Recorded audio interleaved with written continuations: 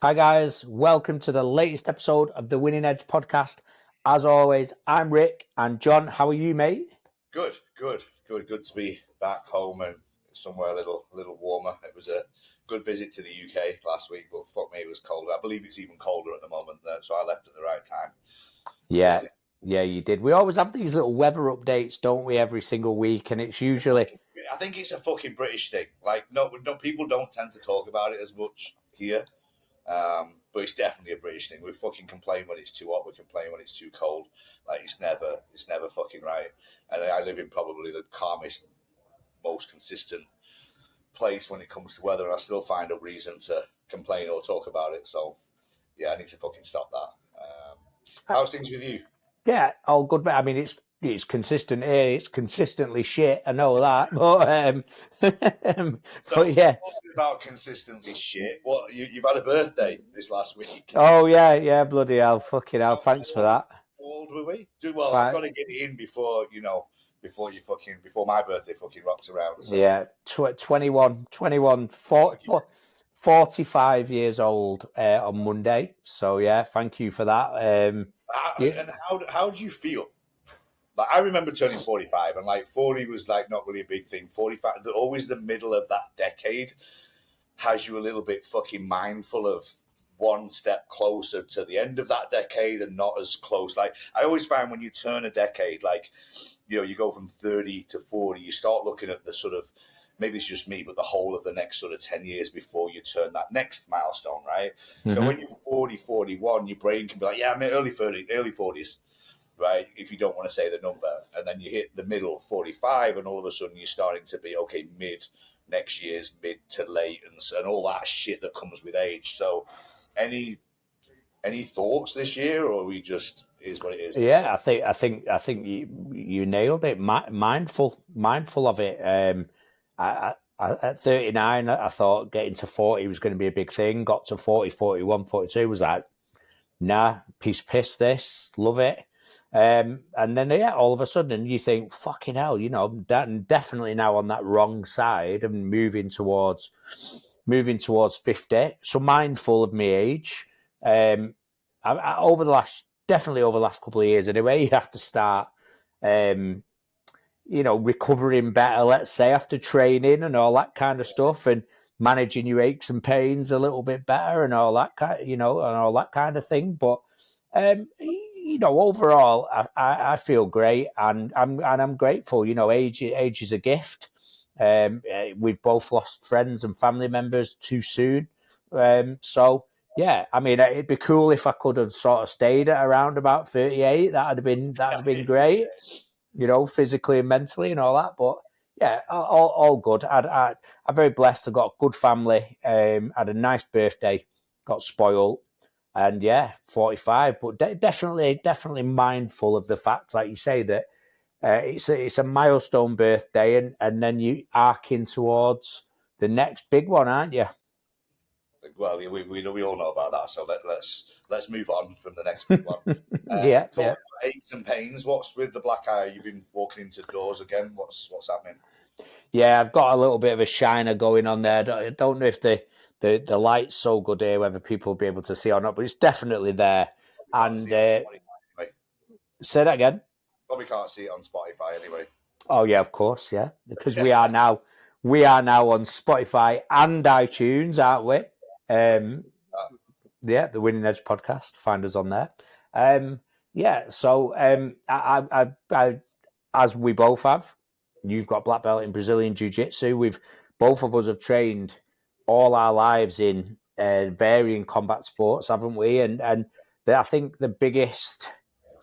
one of the biggest regrets I have today is I've never tried different disciplines, but I've never quite seen one of them through enough to black belt. I've got a brown belt, a second Q or second tab.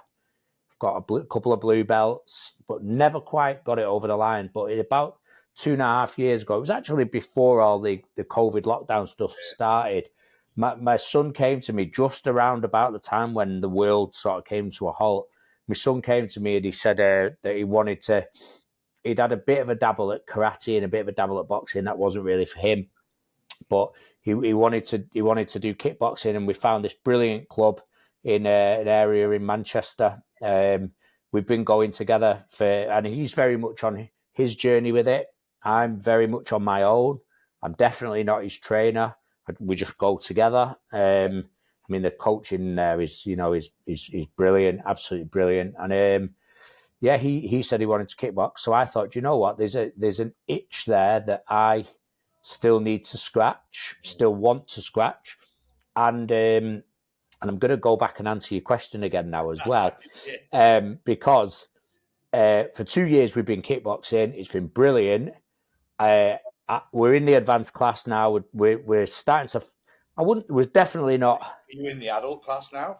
Yeah, well, some of the kids are taller than me, of course. So thanks for that, you bastard. But anyway, you work your way through the beginners class, and we're now in the advanced classes. And the culture shock when you get into that advanced class is and every lesson is absolutely fucking brilliant, but absolutely horrific as well in terms of training, conditioning, this, that, the other. And I'm a big believer in if you're the best in the room, you're in the wrong room. I know I'm sure you agree with me, and we've talked about that. So I'm training with this guy now every single week, second dan black belt. He is kicking my fucking ass every single week. So we've sparred on Wednesday. He's literally, blitzed me in sparring. He's given me a few digs, but, very respectful, under control. How old is he, out of interest? Similar age. Similar age. No, similar age, but he's a second dan black belt. He's been doing it a long time. Yeah. And I love it. And going back to your question is, how does it feel being 45? Well, I fucking felt 45 on Wednesday night. Yeah. Well, that's what I was. That part.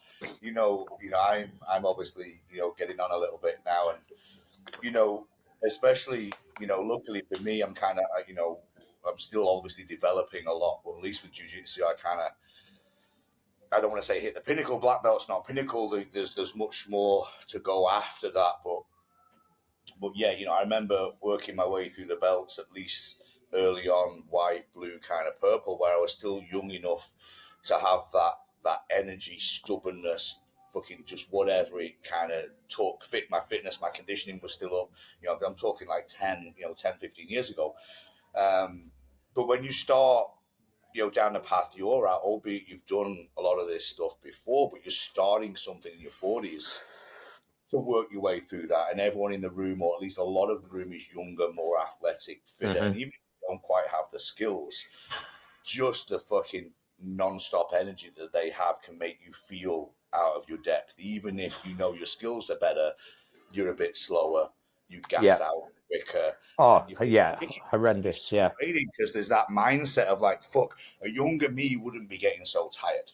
A younger me wouldn't be questioning my life choices because I'm having a fucking bad day. A younger me would be able to just go, well, fuck, it was a bad day, got my ass kicked, I'm good. An older you, I find anyway, you question. I think it's in a lot of ways harder and more admirable that someone can push them through. Let's say it's going to take you 10 years in total to get to where you want to get to.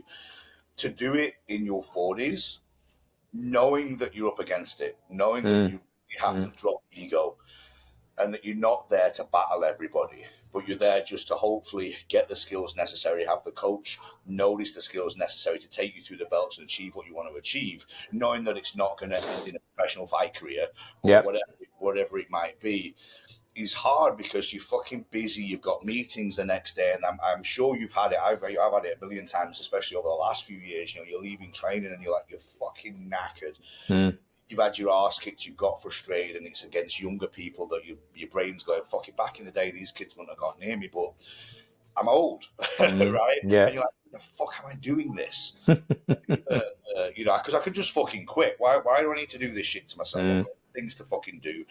I'm not in that mindset where I want to, prove myself or beat everybody up now. It's like, part of me wants to, but part of me knows I can't, so I'm stuck in that middle fucking ground of like, why am I still doing it? What am I doing here? Yeah, absolutely. To be able to still go, have those thoughts, and then take a quick look at yourself in the mirror and just be like, no, I'm, finding that reason you're doing it. Because I know I've definitely had that with jiu-jitsu over the last few years. Mm-hmm. I hit that point where I got my black belt, and it was almost a blessing and a curse, because once I got it, I was a bit like, well, now why am I still doing this? I'm not about to jump on. I'm nearly 50. I'm not going to jump. I got my black belt 3 years ago, so I'm not going to jump on, the competitive stage and start fucking competing all year round. I'm not going to fucking turn it into a UFC career. I'm not doing anything with it really other than training. And when you're not, necessarily, you don't have your own BJJ gym, when you're coaching all the time, the purpose fucking goes a little bit. And that's been my battle. It's like, why am I doing this? Yeah, why am I getting my arse kicked for an hour? Having my ego dented because I'm fucking, I'm a black belt, and there's fucking 25-year-old purple belts giving me a fucking hard time because I'm just tired, and you lie there thinking it's the will to a certain degree that goes. I never thought I'd ever fucking say that. Yeah. My will, I remember being a blue belt and just, being on a mat back in SBG in Manchester with high-level pro fighters, all way better than me, but my will to do as best as I could every 5-minute round, kill myself, crawl out the gym, that ain't there anymore. If things are going badly after 2-3 minutes of a round, I'm just like, fuck it, survive, get through the round. And that was never me. And that's the bit I mentally struggle with a little bit. I just don't need this shit anymore. Yeah. The aches and pains, the shoulders, the elbows, all of that. Doing it, but fuck, mentally it's hard. It's never been. You don't, you'll never stop, and that's the fact. It is an acceptance thing, isn't it? And I mean, like I say, this guy's the same age as me, and that's hard as well. But he's been doing this 15 years, so like you touched on there, his cardio is just at levels beyond mine, and in terms of the fluidity of his combinations and the decision making and all those kind of things, and better than I do. What was that saying? Was it Lombardi? Was it fatigue makes cowards out of us all? Yeah, and when that gas tank starts to go, you just want out of there, don't you? But then equally, it's really good for you. It's really, really good for you. You have good days and you walk out of there, you're just like, okay, this is what this is all about. And also, I think, the camaraderie of going somewhere a couple of times a week and being around like-minded people all trying to achieve the same thing is good for the soul. People don't understand fighting gyms, in general. And look, some can be a lot rougher than others. And again, it depends at what level you're even in that gym at. But at some of the best people I've ever met, and I'm lucky enough to still be friends with a lot of them, and that support me in what I do. I support them in what I do. All come from fight gyms. Yeah, absolutely. I can count on one hand the people in the fitness industry. It's very different. Yeah, support me and actually do well. Whereas I've not got enough fingers and toes to count that in the fight club. Everybody's supportive in some way, and even people that don't, you don't interact with that much. When something big goes on, all of a sudden people are kind of shouting you out and stuff. Yeah, absolutely. My business this week, which I'm not going to talk about on this podcast, but the couple of people that shared my post and said, "Hey, support my friend's gym," were all fight gyms. Fighters, yeah, absolutely. One person in the fitness industry, and I'm not saying they don't support me. I'm just saying it was an I'm talking about this. It was like the 2-3 people that shared my post on Facebook and went, "Hey, support our friend John Bond." They were fight gyms. The fitness doesn't have that level of camaraderie and wants to see everyone do well. I don't think. I agree with you. It's different. It's a different culture. The culture in this place is, like you say, team spirit, friendship. Yeah. This guy's not beat me up. This guy's developing me at the right level. And you get caught. It's fight sports, right?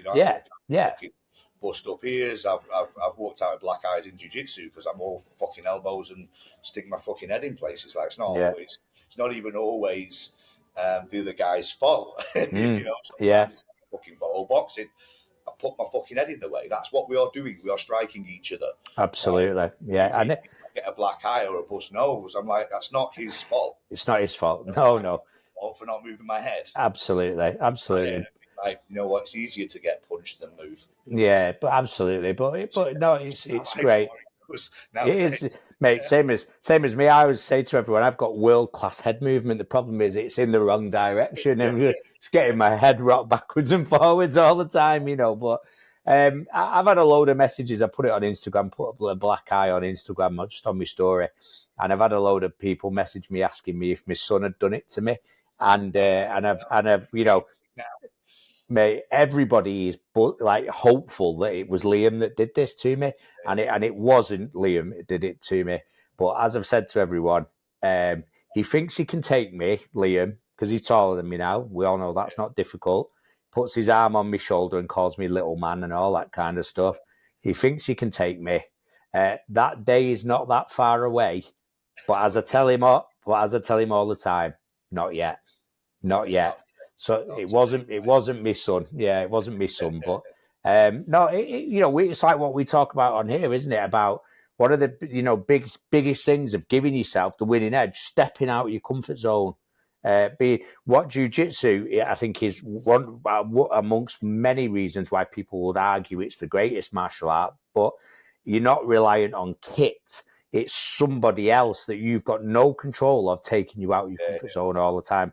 Why I like this place is everything we do is in pairs. Everything. So it's haunting, right? I think people that are not in these environments, I've said this a lot, and we've took this podcast in a very fucking different direction. But let's run with it than what we plan to talk about. But it's the mindset and the psychology of this stuff, and I guess we've turned this into a bit of a promotion of.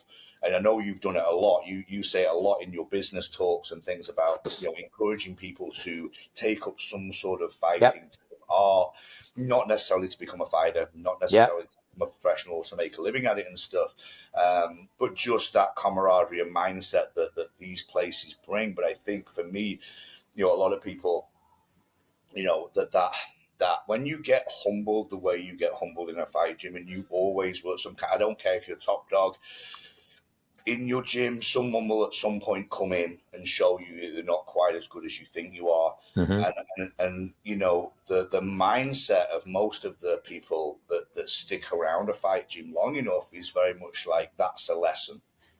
It keeps you humble. For me, it keeps me humble in everything I do, because I know my own ability physically, right? It's not maybe what it was 20 years ago, but I know my own ability in a room. Mm-hmm. I don't need to look around a room and be like fearful of anybody. Like, I don't care. I'll fight anybody if I need to, but I don't need to. And that's the whole fucking point of doing what we do. But also knowing that you can have all the bravado in the world, but when some guy has pinned you to the floor and you're lying there and there's literally nothing you can do to get out. Yeah. And you're going to have to, and luckily in a sport, you can tap, you can say, hey, whatever, or you can wait for the bell to go, which is more often than not what I do. And then, be like, oh, great round. Thank fuck for that. So yeah. But you're like, I'm very, very honest with myself. I always treat that kind of thing of, okay, what if that was real life? What if there wasn't a bell? What if that person did want to hurt me? What if that person didn't want to let me go? What the fuck am I going to do? And there are people out there that can do that to you and make no mistake. And it's the same even with striking, especially when you're in an encaged area like a boxing ring or whatever. You very quickly, I've done enough, boxing fights and sparring and all that with people where there's times you're covering up, you're holding, and they're not even going full on, but you're like, if this guy wanting to hurt me right now, I'm going down. Like, there's no way out for me here unless the bell goes, unless I throw a fucking lucky haymaker. Yeah. But the bottom line is, I'm in the shit here. I'm gassed as fuck. I can barely move, and this guy's dropping fucking, not even bombs because it's sparring or something. Let's say. Yeah. Instead of like, I think some people unfortunately do have the opposite mindset and they don't really think like that. But I do. I'm like, if you're touching me up 50% and I can't throw back and I'm tired and I'm fucking trying to run around the ring and get out of there, I know that you take that up a level and it's game over. Absolutely. Absolutely nothing I can really do about it. Yeah. Under boxing rules. Luckily, although when we do box sparring, I'm not allowed to do this, I could technically grab all of you and take you to the fucking floor. Yeah. That's my only saving grace, where I'm like, look, okay, understanding under boxing rules, I'm going to get fucking annihilated here by high-level guys. Mm-hmm. But if I could grab hold of you, then maybe I can use my other skills, and that's why I love having striking and grappling and being able to do a bit of it. Yeah. Absolutely. Not that I ever need to use it or don't use it, but it makes me, like I say, that level of humbleness, being humbled, kind of it trickles through to everything else I do, even in business and stuff like that. I'm more than aware of my own abilities. I'm more aware of where I sit in the so-called business world, if you want to call owning a gym a fucking business. I know there's levels to all of this stuff, and I know exactly where I sit. I'm not deluded. I don't delude myself with fucking, what's the term, delusions of grandeur that a lot of people, because they know no different. People have never had a fight, but fucking talk like they could kick people's ass because they watch someone or they watch a shit fight and go, yeah, but they're doing nothing. I'd kick their fucking ass. Like, no, you wouldn't. No, you wouldn't. No. Was it Joe Rogan? Was it Rogan who called that out? Didn't Joe Rogan say like it amazes him how untrained people? I think I'm sure it was. Yeah, I mean, there's a lot of fighters on his podcast and people like that, and it's not, it sounds like a Joe Rogan conversation of people just like everything. They don't know what they don't know, and I think I'm not saying that every single individual in the world should go and learn to fight, but if you want to very quickly learn where you are, there's lots of things that, and I say this a lot because there's a lot of people have power, and I don't want to say it's false power. Like, look, money is power. You've got a lot of money. I can use that against people.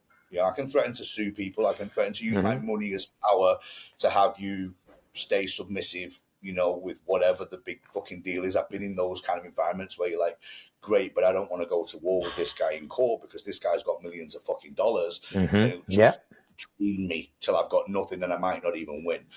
But in its rawest form, and humans in general, it's like if we were to go back and strip everything away, strip your job title away. People that have got a fucking job title all of a sudden become a bully because they've got a management badge on. And they use that as power over people under them, and money's the other one. And I've always had this thing, and I think I told you, like I've always had this kind of mindset. I'm like, that can all be created and built, and you can have this in some ways. I don't want to say false power because you've worked hard to get there. No different than saying the president of the United States or whatever. He has power because he worked his way up to that fucking role. But at the same time, there's a level of false power to that. You take all that away and you're just a human being. Absolutely. I don't know if I remember, I probably told you, I'll never forget my first day or two at LA Fitness. And you remember we had to fucking empty the lockers, going in there, lockers would let everyone left their shit in the evenings, cutting locks off and all that, clearing lockers out. This day, I did it really early in the morning, but I didn't see this guy come in the gym. So he's come in and put his suit in a locker whilst I'm doing all the opening up shit. And then I'm like, right, I'll do the lockers. I pull his suit out, thinking he's been left overnight, shove it in a fucking pin bag, stick it in lost property, right? This older guy, and I don't know how old I was, but, I was a bit more in my fucking prime anyway. And, this fucking guy comes running up to me in the gym and he's like, where's my fucking suit? I left my suit in my locker. I'm like, oh, mate, I'm sorry. We go into the change room. He's like, look, it's fucking empty. I'm like, I'm sorry, I fucking emptied. I apologized. I'm being super apologetic. I made a mistake. We always empty the lockers. I didn't see you come in. I thought this had been left overnight. Fucking clearly, he's fucking going at me. And I was like, can we just stop a second? I'm like, I understand you're fucking frustrated. I've apologized. I'm like, I'm pretty sure if we were stood out in the street right now, you wouldn't talk to me like that. I remember that. Yeah, I remember and he was that. Like, no, you're right. I wouldn't. I'm like, well, can we just fucking calm down then? Because I understand you're a member. I'm a member of staff. I thought it was a job. I'm like, just calm the fuck down and don't speak to me like some little fucking twat that you can step over because you're a manager. And I've always had that mindset. Like, don't talk to me in an environment where you think it's okay. Yeah, people do it like to waiters, don't they? And bar staff and all that. Yeah. I learn always. I will talk to anybody in a way that I will, and if it does get aggro in an environment, I'm like, I know I'll talk to you like that outside as well. if need be. And I'm not, you know me well, I'm not that kind of person. No, not at all. But I know that if I did, I'm like, look, I'll back up what I'm saying out there as much as in here as well. Can you? Or are you talking to me in an environment that makes you feel like a big shot? Like you say, waiters, people with money, you know, and a waitress or a waiter, whatever, makes a little bit of a mistake. And I've heard it, heard people going off at them. And you're like, are you for real? Like, this person's on next to them when they made a mistake, for fuck's sake. Like, you really want to speak to this person like that? And also, this fucking waiter might be, you know, like black belt in something, could be a fucking professional fighter, and this is their side job. Like, you're gonna absolute killer. Yeah, they'll kill you. Yeah. Because you think that the environment allows you to talk to that person that way, or someone behind a counter or a receptionist, and you see it all the time. It's almost bullying mentality that because you've got more money, because you're the customer, because you're this, it entitles you to talk to someone however the fuck you want. And I think we all have to be mindful of that. I find myself getting frustrated and angry on phone calls, especially to fucking places like the bank or whatever, where something's gone a bit wrong and they don't have a fucking clue and they've got your money in your bill. But I have to catch myself. I'm like, look, I don't know. This person maybe doesn't know the answer, even though I think they should. So that's always been a big part of how that's helped my kind of mindset. I think that's sports and taking it into kind of life, you know. And I think that's why we believe in combat sports so much, isn't it? Is because of that. It keeps you grounded. It's that humility that it teaches you. It teaches you respect. It teaches you respect because, like you say, you know that you might be, you know, Mr. or Mrs. Big Shot in your title, but on that mat or in that boxing ring or kickboxing ring, you are equal. And that dude who's the waiter will fuck you up. They will fuck your shit up for you if you and how many times have you seen it? I know you have, where people try and bully you and then the humble fighter just whoops their ass. Mats in general, right? That whole conversation around, you know, outside of this building, you can be a lawyer, you can be the police, you can be the fire brigade. You can be whatever you are outside of here, but when we all fucking jump on these mats, everybody's the fucking same. Yeah. So I don't care if you're a big shot fucking lawyer, I'm going to tap you out.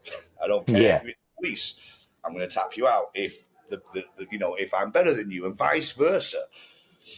And you learn that, look, in your world, just because I've tapped you out 10 times in the gym and you're a police officer, if you pull me in the fucking street for speeding, do you think I'm not going to be like, well, what are you going to do? Like, no, now I'm in the wrong. I'm speeding. You've pulled me. Hopefully you know me well enough, you let me off. But if you don't, it's your job. And just because this happened in the gym doesn't mean this is different outside of the gym. But I just think it builds your camaraderie and understanding of, look, never get too, you know, above your fucking station and you know, become this bully mentality that some of these people have. And I think, you know, not to knock the fitness industry, but I've seen more bullies in the fitness industry in any other. I sometimes say in any other walk of life, and I've got to be careful saying that because I've only ever really worked in the fitness industry and the fight game have been my two, you know, places of work for 30 years. So I don't really know what it's like working in too many other places with, you know, supervisors, managers, how good they get, but it does tend to breed a bit of that kind of culture when people get a certain title. Definitely. Many CEOs, like I've come across so many CEOs that have got that bully mentality. And it's like, did you get beat up as a kid? Yeah. Like when you finally got successful, has this been your chance to kind of get back at the world and fucking show everybody? And I get being tough. You know, if you're a CEO and you're in a business, I understand being tough. What I don't fucking understand is being a bully. And I don't like it. I've never liked it, even as a kid. I fucking hate bullies. I mean, it's built on a foundation of insecurity, isn't it? That's where it's built from. So you're right. There's absolutely some scar tissue from life, whether that's from childhood or whenever. There's some scar tissue that's developed that, you know. And do you know one of the best ones for me? And I've, you know, got a mate who's in the military now, and I've got loads of mates that have used to be in the military and really, really high level in the British Army. You know, quite a few of them in really high up in the special forces and all that kind of stuff. And the guy that founded the SAS, David Sterling, he had Yeah. something that he called Sterling's Law, and one of the four components, I think it was, but one of the four main elements or components of Sterling's Law was what he called a classless society. So in the SAS, there was no ranks. You were just all soldiers, and that was because he'd seen. And I go back to my friend who I won't name, but one of my friends wanted to go in the army at a certain like kind of jumping ahead almost. And then what he realised was that was the wrong thing to do. That the best thing to do was to work his way through. But Sterling decided that there was people in the British Army that had a certain role, had a certain title because mum and dad had money. Dad used to be in the army. Dad's got friends in the government or friends linked to royalty and all that kind of stuff. And when Sterling decided to, he knew that there was a problem that needed solving in the military, and that was that they needed an elite fighting force. That was the first thing. They needed them to be super covert, but what they needed more than anything was humility, because humility is one of the Sterling's laws as well. They needed humility, they needed respect, they needed team spirit, they needed togetherness, and how they would do that. Now, in martial arts, you get belts and color coding, don't you? But I think that shows a level of progression. It doesn't, like you said before, a young blue belt who's got better cardio or this, that, the other, that levels out your belt differences. No, 100%. Yeah. I think. Being in it together is what I was saying. It's about being in it together, isn't it? Sorry, go on. No, you're right. No, I think it's a good, another good environment of people. And again, I think the military is different again because it's really hard to, I guess, differentiate. If you're a sergeant, there's a way you're supposed to be as a sergeant in the military. That's how it's always been. Hard to know whether that person is being a bully or they are being a sergeant. That's what a sergeant is supposed to be. You have to be fucking tough, right? Yeah. But I think, again, I look at another walk of life where nearly every person I have met that does have, as you say, have that level of humbleness, that level of they know exactly where they are. They've seen a lot of shitty soldiers. I know a lot of ex-soldiers, and again, they are, by and large, they could kill you seconds if they wanted to. Yeah. But they are also the most calmest, generally chilled people in the room. Yeah, absolutely. Taking away that people that have come back with mental issues, that's a whole other thing. But people that have come back different, mentally okay, they're super chill people, and you wouldn't necessarily know. Someone that's 5, maybe 10 years removed from the military. You get into an altercation with that person in a bar or whatever, you wouldn't know what they're capable of. Yeah. Oh, mate, one of my mates looks like a triathlete. He's spandex shorts and well, I say he looks like a triathlete. He rides his bike all the time, and he's like that. You know what I mean? Tall, slim. He looks, and he's an elite level special forces operative for years, and he looks like he'll play guitar and he might play guitar and sing you a song, but he can do what he needs to do. I do think that's where there is, and they're not all this, but I do think that's where at the moment there's these male figures, your Jocko Willings of the world and people like this that have been, military trained and are trying to instill certain mindsets for young men growing up in a world now that is very not like even the world we grew up in, right? Yeah. Full of soft fucking people that do need to learn more than ever to become men. It's a big deal. I think I'm glad I'm kind of somewhat separated from the next few generations because I'm going to be that old fucking whinging fucker that just looks at youngsters now and like, the fuck. You're gonna be. No, I already am. But you can see why those guys are becoming quite successful. That was Payback, by the way, as well. But anyway, go on. I know, well, you're 100% right, to be honest. I don't know why I say you're going to be. I'm like, I've been like that for 10 years. I've been for 10 years when it comes to moaning and whinging about the fucking younger generation. I don't know. Yeah. I swore I was never going to be that guy. Yeah. I remember being a youngster. I remember being, because I grew up in gyms like you, and everyone was older than me. So I've been even in the gym at 14, 15, 16 years old, surrounded with guys that, late 20s, early 30s. And, they'd all be like, oh, wait till you fucking grow up. You don't know fuck all. And you should be doing this. You should be doing that. And I'm like, yeah, whatever. Fuck off. And, I'm like, I'm never going to be one of those. And also, back in my day, those sayings, I was like, I'm never going to fucking do that because generations change. I do understand that generations change, but fuck me, I've slowly become that over the last year. I find myself saying that shit. I started a team meeting this week, resetting goals for the year, right? And I'm talking like my team is, I don't even know who the oldest in my team is, but they're all under 30. So 20 odd years.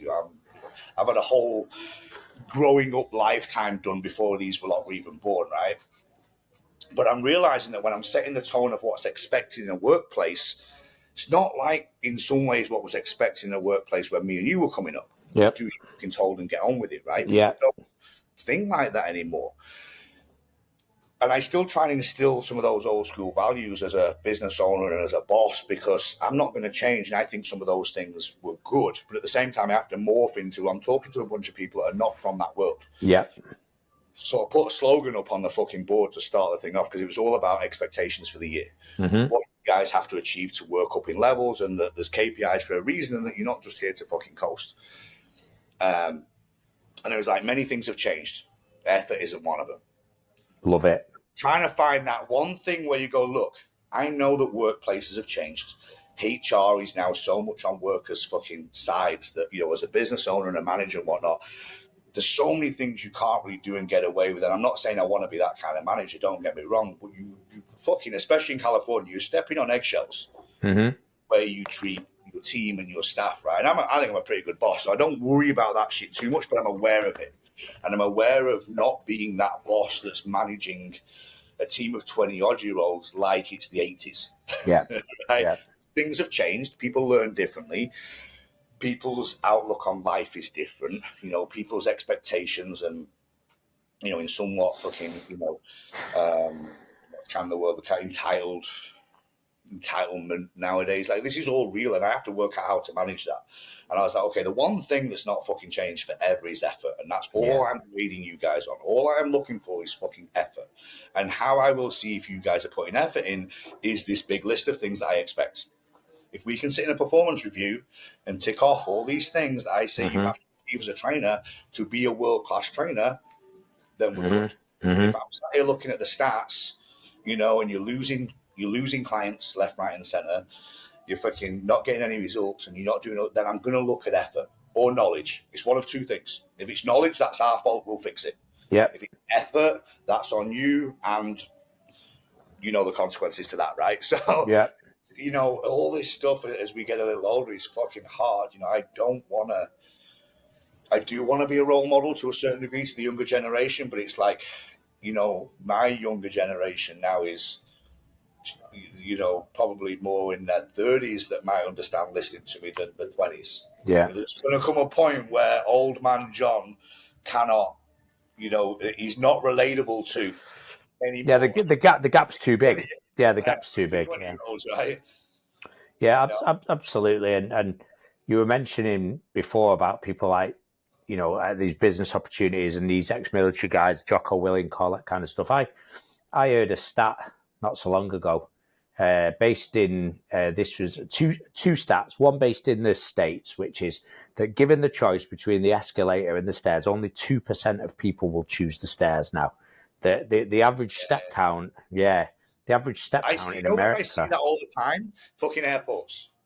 Yeah. So, I go up the stairs all the time because I can't get to the next. Can't.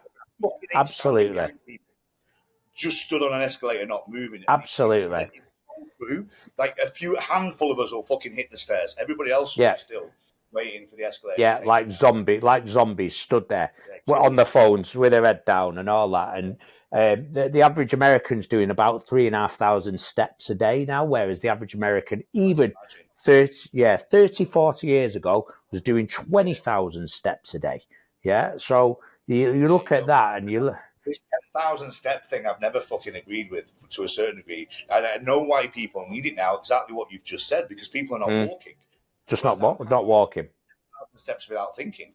Yeah, and absolutely. All the problem with trainers fucking giving people steps. I'm like, look how many steps they do right now, because if they already do 7 and you're giving them 10, then they're not really doing 10,000. They're not, and it's not going to change much, is it? But that's a whole other bugbear that I have with steps. But for me, the other one, and we've gone off on all kinds of different things today, but I'll go for it here, is that going back to what you were saying about, integrity and manners and being humble, humility, and what fight gyms bring and all that kind of stuff and blah, blah, blah. I think courage is something that's diminishing now.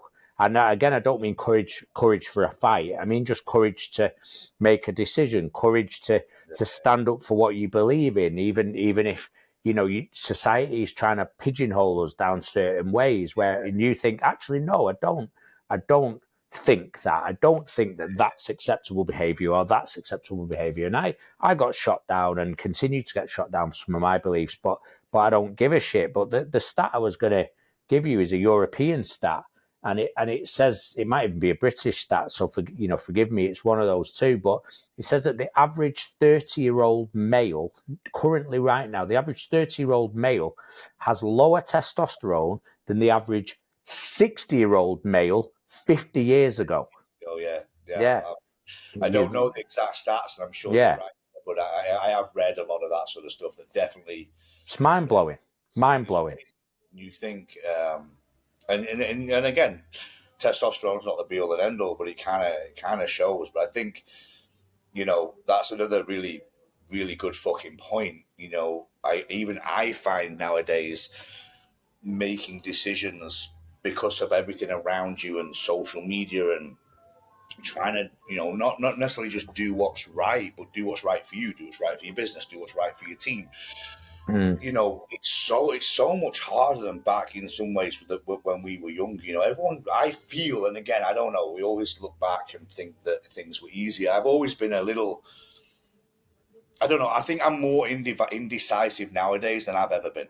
And I don't know whether that's because there's more that's wrong. Everything's wrong now. Everything's offensive. And everything's fucking offensive. And, if you upset people nowadays, it can have a big impact. Absolutely, yeah. So, we have to be very careful with our marketing. We have to be very careful with how we word things. We have to be very careful about what we're trying to be. And you realize in the world nowadays, there's only a handful really of people that are, look, I'm not famous enough to get cancelled, but, even that whole culture 20, 30 years ago, that wouldn't happen. And you see it now with stars having to make big fucking apologies because they've said they're scared. They're scared they're never going to work again. And there's only like a handful of people, which is why I love listening to, so I guess, people like, Joe Rogan doesn't give a fuck. He's that big. He's got that much money. He's like, fuck it, try and cancel me. Dana White's another one. Yeah. Like, I don't care. Cancel me. You won't. It's not possible for you to cancel me because of what I do. Even fucking Donald Trump, another one. Like, I admire these people way more, and these people are hated, especially in the US, by all the snowflakes that get offended by everything. But I fucking love that, because that to me is true freedom. Everyone goes on about freedom in the States and all this bullshit. It's like, you're not free, because these actors, they've got millions and millions of dollars. They say something slightly out of line that fucking Hollywood hates and the media hates. It's like, well, you'd better fucking apologize or or you're never going to work again. And well, you're not free then, are you? No. But you're that scared about your reputation that you're going to backtrack it, try and smooth it over so that the world loves you again. And it doesn't really work. In my opinion, you just lose a ton of respect from normal people. Whereas people like Joe Rogan and whatnot that make no apologies, whether they're right or wrong, I don't agree with everything he says. Absolutely, likewise, yeah. I fucking respect the fact that he's got the balls to say it. And whether he's right or wrong, that's what he thinks and that's what he believes. And you either believe it or you don't. We're not enemies. We don't have to fall out. If you want to fall out with me over my opinion, fine. But it's my opinion, and it is. It's a dying breed of people that can be Yeah, like to be able to disagree, and that's okay. Takes a tough person to risk, and I think social media's created a bit of that, but to risk losing a ton of followers because you go and say something that someone doesn't agree with on social media. Yeah. Get too involved in politics or religion and shit like that, which we were always taught not to really talk about anyway if you don't want to upset people. But yeah, absolutely. But doesn't that loop it back though to the days of when you could have a fight and then shake hands at the end of it? And that isn't that what's great about fight training and being in that combat mindset and all that? We have had fights at school and within a short period of time after, whether it's days, weeks, or whatever, you can almost best friends with that person. Absolutely, you might, because you respect each other. Yeah, I bought guys a drink in a bar after going outside, being toe to toe, nose to nose, pushing and shoving, nearly going at it, and then going, you know what? Do we want to fight or do you want a fucking drink? Yeah, actually, let's go and have a fucking drink. Yeah, absolutely. And that stuff now just. And look, I'm not saying being physical and fighting is the answer to everything. It was just a simpler, easier time that you could deal with your shit and move on. Now it's never dealt with. It's never ending because people can just keep fucking going. And like you said, we've got bringing it full circle back to the fight world, and you see it at the highest level. We're human beings, adult. We're competitive, but we're also if you put us in a real live environment, we're also pretty fucking honest. So all the pre-fight hype, all the fucking mouthing off, all the slurs and shit you say to people, it's very rare that's not forgotten straight after the fight. Yeah, absolutely.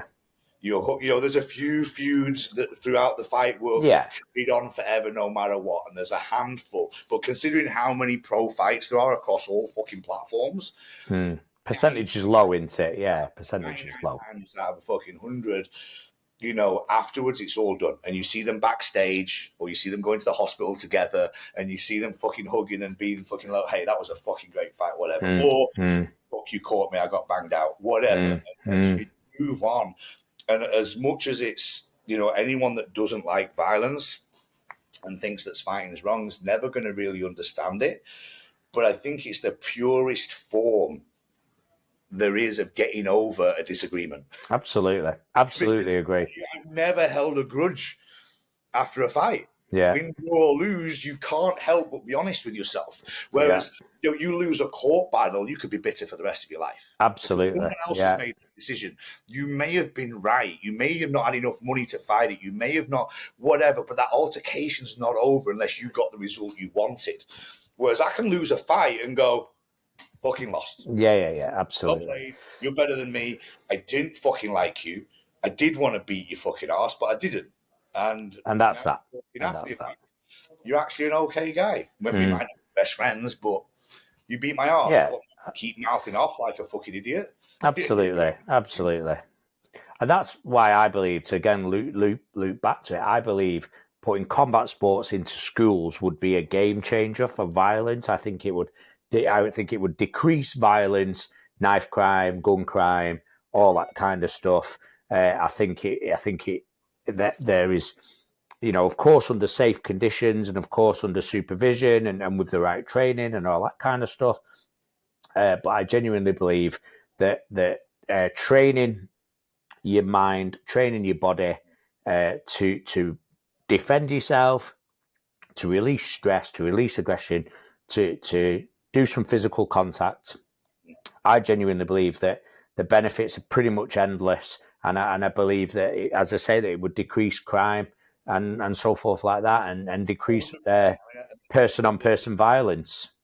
We'll wrap this up, I think, but the discipline of all that and that one, and just in any sport really that involves contact. There was a thing on the news, and I'll not dwell on it too much, in California, where there's a lot of people pushing to have any kind of contact sport taken out of school. And luckily, the governor of California, who's a fucking arsehole and usually goes along with this kind of bullshit, actually turned around and said, no, parents and children have the right to fucking choose what kind of sports they want to play and do and get into.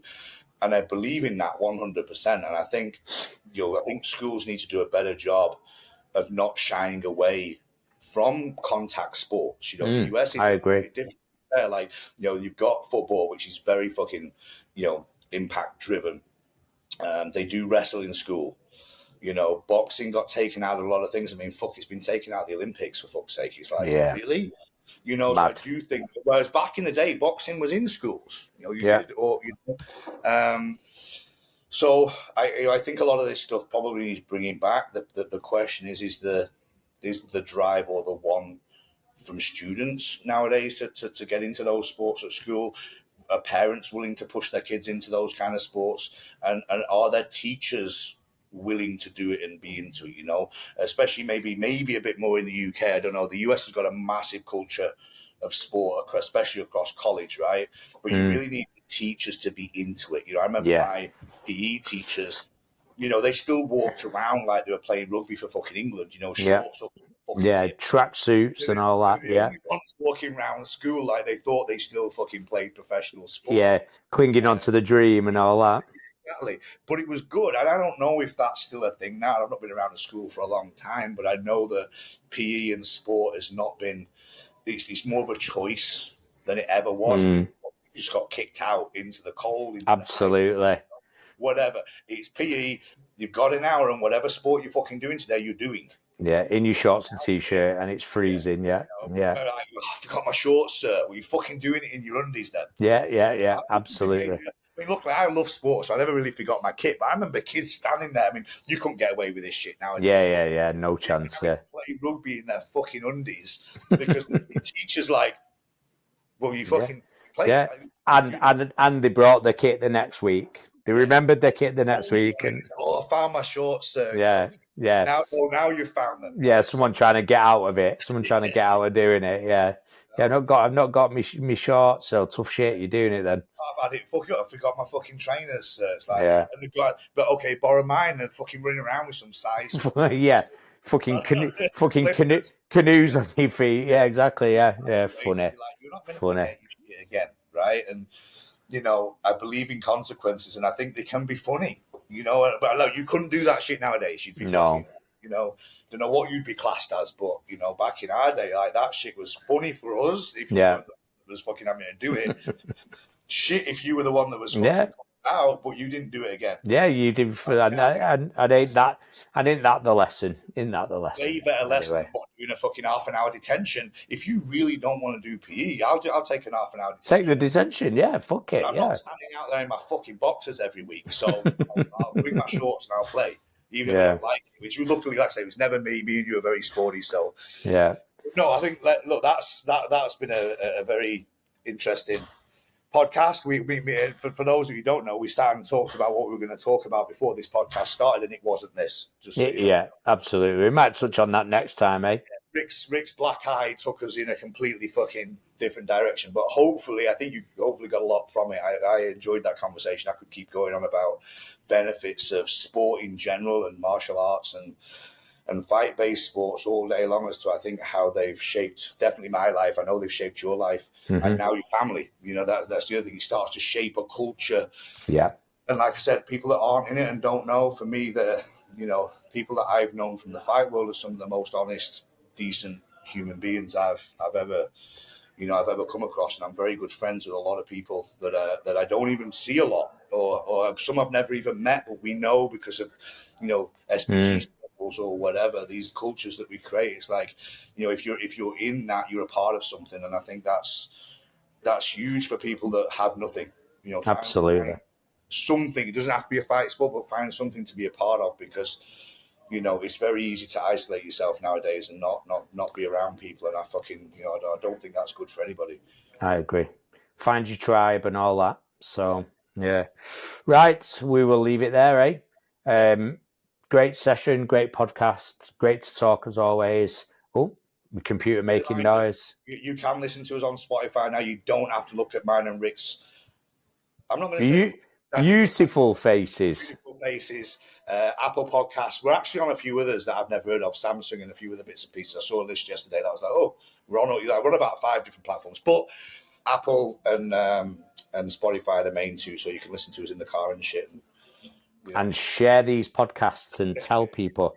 A couple of people. There's been a few people starting to spread the word a little bit now. Share our stuff. Please subscribe, and we promise this year we will get some guests. We will start. That'll be soon, won't it? That'll be soon. We'll get some guests on, so you don't have to just listen to me and Rick rant every week. But hopefully, you're getting something out of it. So beautiful. Thanks for listening, and we'll speak to you next time. See you later.